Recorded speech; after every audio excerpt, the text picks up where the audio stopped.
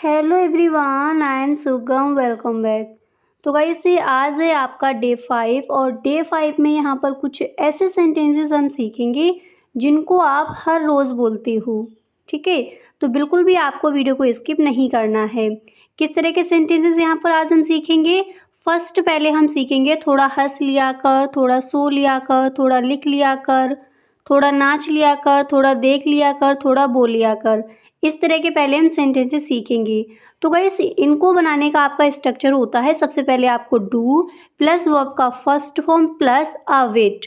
जैसे यहाँ पर एग्जांपल है थोड़ा पढ़ लिया कर, तो इसको हम इंग्लिश में बोलेंगे do study a wait. Do study a wait, थोड़ा पढ़ लिया कर। इसी तरह से कुछ और भी यहाँ पर स्पेशल स्ट्रक्चर आपको देखने को मिलेंगे, तो बिल्कुल भी आप वीडियो को स्किप ना करें। फर्स्ट टाइम इन सेंटेंसेस को सीखेंगे। तो अगर आपको कहना है कि थोड़ा सो लिया कर, तो इस सेंटेंस को हम इंग्लिश में बनाएंगे डू स्लीप अ बिट।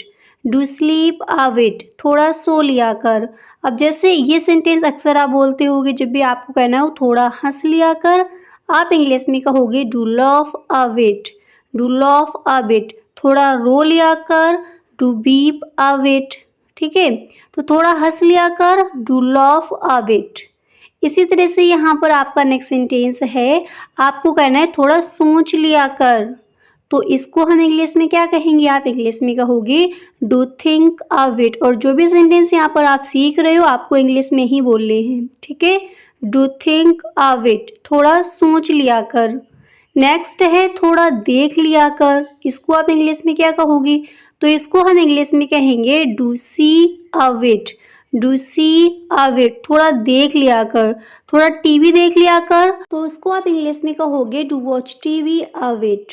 ठीक है, अगर आपको कहना है कि थोड़ा नाच लिया कर, तो इसको आप इंग्लिश में कहोगे do dance a bit. Do dance a bit, थोड़ा नाच लिया कर। अगर गाइस आपको ये कहना है कि थोड़ा सुन लिया कर, ये आप अक्सर बोलते होगे, तो थोड़ा सुन लिया कर ये इंग्लिश में आपका बनेगा do listen a bit. Do listen a bit, थोड़ा सुन लिया कर। ठीक है, इसी तरह से नेक्स्ट है, अगर आपको कहना है कि थोड़ा लिख लिया कर, तो इसको आप इंग्लिश में कहोगे डू राइट अ बिट। कई सारे आपको एग्जाम्पल गाइस इसलिए यहाँ पर दिए जाते हैं ताकि अच्छे से आपको ये रूल याद हो जाए क्या है इसको बनाने का। ठीक है, तो डू राइट अ बिट। अगर आपको कहना है कि थोड़ा बोल लिया कर, ये अक्सर आप बोलते होगे, तो आप इंग्लिश में कहोगे डू स्पीक अ बिट। क्या बनेगा टेंस आपका, बनेगा डू स्पीक अ बिट, थोड़ा बोल लिया कर। ठीक है, तो थोड़ा हंस लिया कर, डू लाफ अ बिट। थोड़ा लिख लिया कर, डू राइट अ बिट। थोड़ा सीख लिया कर, तो इसको हम इंग्लिश में कहेंगे डू लर्न अ बिट। ठीक है, डू लर्न अ बिट, थोड़ा सीख लिया कर। थोड़ा इंग्लिश सीख लिया कर, तो आपको बोलना है do learn English a bit. थोड़ा खा लिया कर, इसको आप इंग्लिश में क्या कहोगे, इसको हम इंग्लिश में कहेंगे do eat a bit. Do eat a bit, थोड़ा पी लिया कर, डू ड्रिंक अ बिट। अगर आपको कहना हो थोड़ा खेल लिया कर, तो इसको आप इंग्लिश में कहोगे do play a bit. Do play a bit. I hope कई सारे सेंटेंसेस गाइस इस तरह से आप इंग्लिश में आप बोल सकते हो। कुछ यहाँ पर कुछ आपके स्पेशल स्ट्रक्चर है, चलिए उनको देखते हैं। अब जैसे गाइस आपको कहना होता है कि मैं लिखता हूँ, तो ये आपका प्रेजेंट इंडेफिनिट टेंस है, इसको आप आसानी से बना सकते हो आई राइट। मैं बोलता हूँ आई स्पीक। राम जाता है, राम गो टू। और अगर आपको राम गौस, अगर आपको कहना है कि बे हंसते हैं, तो दे लॉफ। तुम खाते हो, यू ईट। मैं सीखता हूँ, आई लर्न। अब अगर गाइस आपको कहना है कि मैं लिखता तो हूँ, इसको आप इंग्लिश में कैसे बोलोगे, तो चलिए गाइस दोनों के स्ट्रक्चर देख लेते हैं। तो अगर आपका प्रेजेंट इंडेफिनिट टेंस है, यानी लास्ट में ता है, ती है, ते है अगर दिया गया है, तो उसका स्ट्रक्चर क्या होता है, सब्जेक्ट वी1 प्लस ऑब्जेक्ट।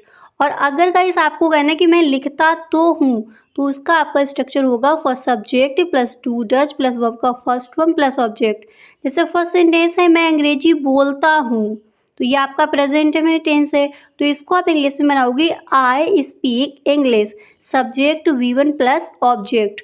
और अगर आपको कहना हो कि मैं अंग्रेजी बोलता तो हूँ, तो इसको बनाने का आपका स्ट्रक्चर होता है सब्जेक्ट आपने रखा आई, इसके बाद डू या फिर डज। सब्जेक्ट के अनुसार प्लूरल सिंगुलर किस तरह का है, तो यहाँ पर आपका आई कैसा है, आई आपका एक प्लूरल सब्जेक्ट है, तो आपका होगी आई डू स्पीक इंग्लिश।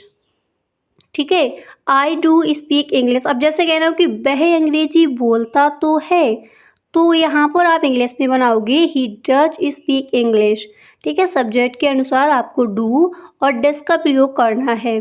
तो गाइस अगर कोई भी आपका टेंस है और इस तरह से है कि मैं जाता तो हूँ, मैं अंग्रेजी बोलता तो हूँ, मैं प्रैक्टिस करता तो हूँ, तो उसका स्ट्रक्चर ऊपर आप देख लीजिए। कई सारे यहाँ पर एग्जाम्पल देखेंगे ताकि आपको अच्छे से ये कॉन्सेप्ट क्लियर हो जाए।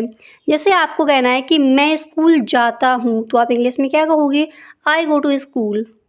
और अगर आपको कहना हो कि मैं स्कूल जाता तो हूँ, तब आप इसको यानी किसी भी टेंस में अगर जोर दिया गया कि मैं स्कूल जाता तो हूँ, तो इसको आप इंग्लिश में बनाओगे I do go to school.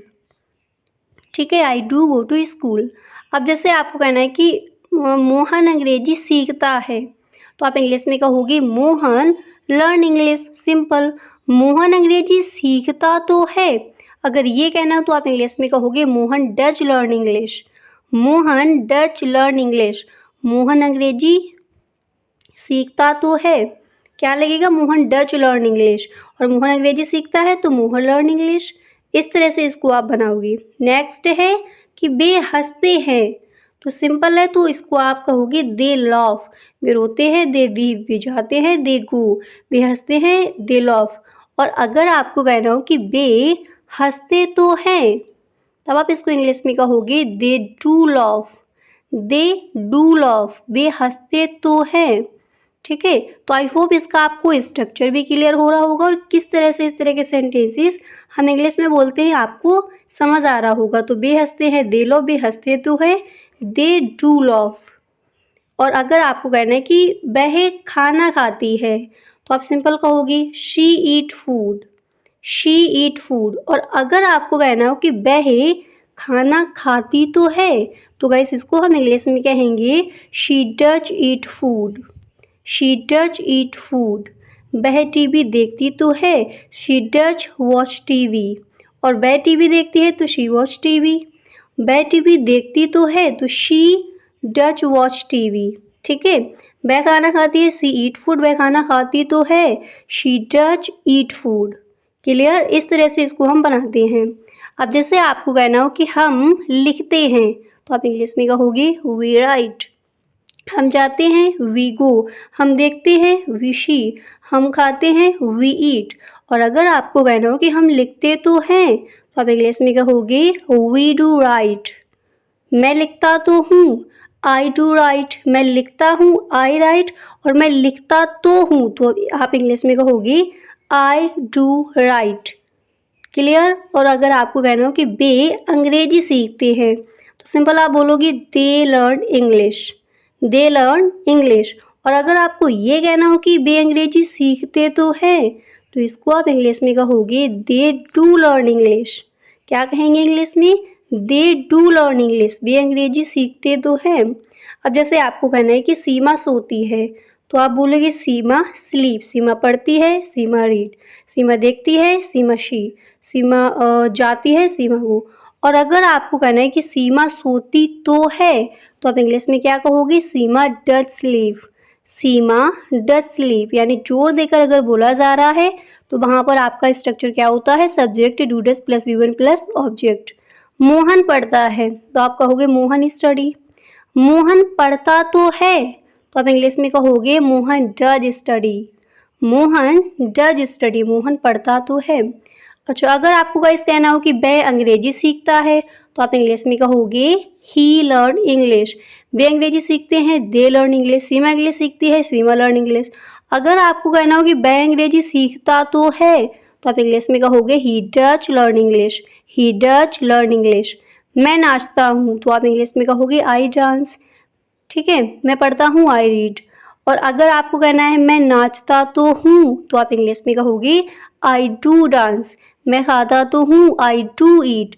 मैं देखता तो हूँ, आई डू शी। और अगर आपको कहना है हम ऑफिस जाते हैं, तो आप इंग्लिश में कहोगे वी गो टू ऑफिस। हम ऑफिस जाते हैं, तो यहाँ पर हम की अंग्रेजी आपको बी लगा लेनी है। और अगर हम ऑफिस जाते तो हैं तो आप इंग्लिश में कहोगे we do go to office. अब जैसे हम मार्केट जाते हैं तो आई गो टू मार्केट, और अगर कहना हो कि हम मार्केट जाते तो हैं तो आप इंग्लिश में कहोगे we do go to market. ठीक है, we do go to market, हम मार्केट जाते तो हैं। तो इस तरह से हम इन सेंटेंसेस को इंग्लिश में कहेंगे। आई होप आपको गाइस क्लियर हो गया होगा।